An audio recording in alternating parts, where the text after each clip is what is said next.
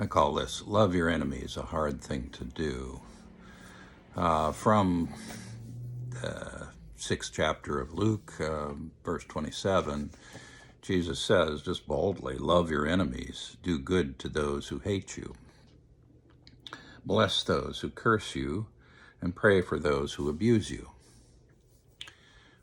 Well, certainly pray for those who abuse you. I've been thinking about reflexes in relationship to this. Pretty much everything is a reflex when you think about it.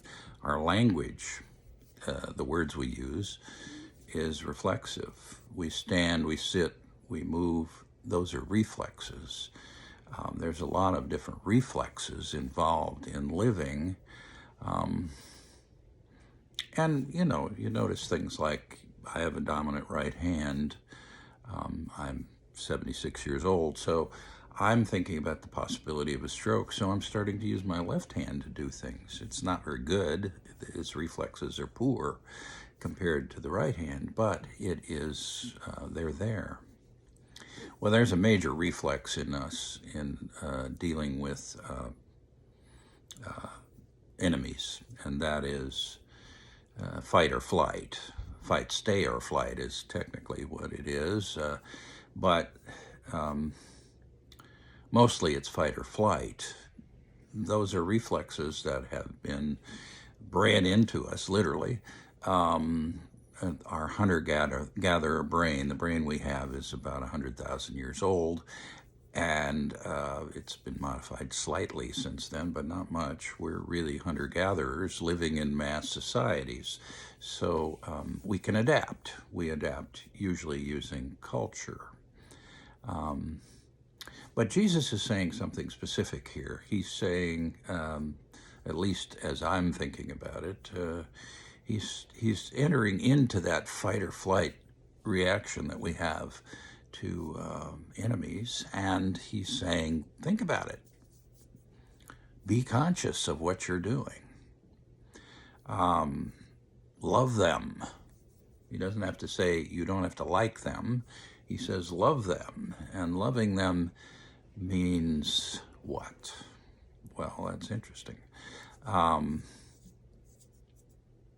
Well, at least at one level, he's driving a wedge into the fight or flight mechanism, and he's saying, okay, the tribe says it's time to fight, and we agree with that, so our enemy is so-and-so. We can see that process going on right now in with Russia and the Ukraine. Ukrainians they're joining up, they're getting at weapons, they're doing what they can to begin to deal with the enemy. Now, they're pretty casual about it, I must say. They're being very sure that they're going to fight if they have to. Now, whether they do or not, that's another thing, but they at least are making the opening moves to say, you come in here, Russia, you're in trouble. We know you'll probably beat us, but we will go guerrilla on you. And so that's a fight or flight process. It goes on in the individual. Do I fight? Do I fly? Now, what Jesus is not saying here is that you put up with abuse, because fight, stay, or flight. Abuse, people who are abused stay. They should flee or fight, but mostly flee, and they don't. They stay. And so he's not encouraging that at all. He's saying love. Love. But somebody who's abused, sexually, physically, verbally abused, they somehow in that process get fixed in that staying process. And they're not using their fight or flight reflex. That is really unhelpful to the abused person, because they just stay in the abuse gets worse, and the trauma and the post-traumatic stuff gets just bigger and bigger. So Jesus is not getting rid of the fight or flight mechanism. He's just giving us something to think about in relationship to it. We have had some tribal modifications because of this very rule. The Geneva Conventions, somebody raises their hands and say, I surrender. That's supposed to mean they are now a non-combatant. They can become a prisoner, but you're not supposed to shoot them. Now, some people have trouble with that distinction, especially people who, in the old language, we would call berserkers. These are the people who go way over to the combative side and they become ecstatic. They turn off their frontal lobe and they completely orient themselves toward combat. And they're not thinking, they're just doing it.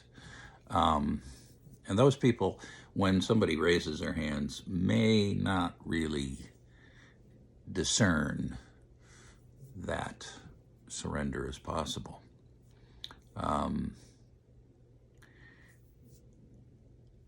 Fight or flight, that's the reflex on which enemies is based, and that's a mental reflex and an endocrine reflex.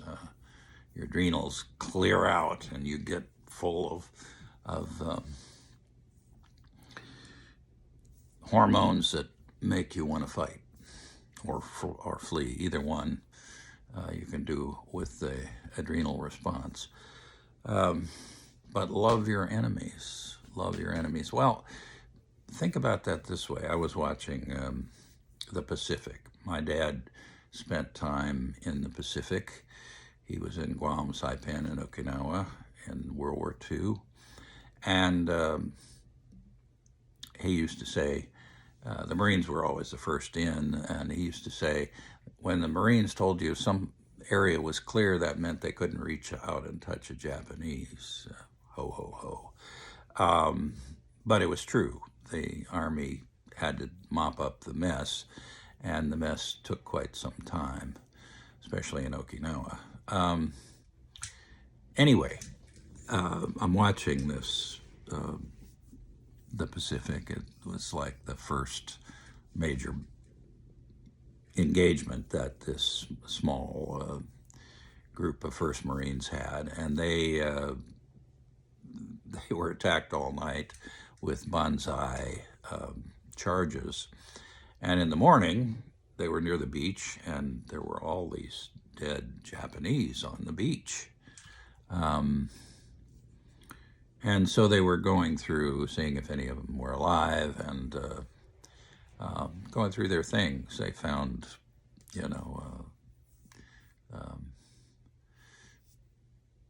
different souvenirs, like American flags and whatnot. But they also found this one, Lecky, who's one of the books on which the Pacific is based.